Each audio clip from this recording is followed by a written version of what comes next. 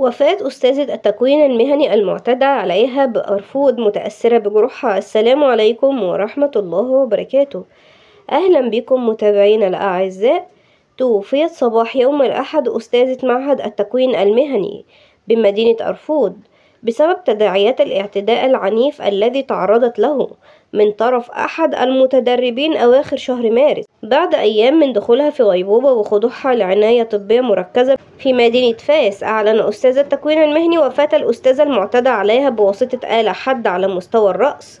كانت الأستاذة التي تدرس اللغة الفرنسية بمعهد التكوين المهني بأرفود تعرضت لاعتداء شنيع من طرف أحد المتدربين الذين يدرسون عندها. الاعتداء الذي تعرضت له الأستاذة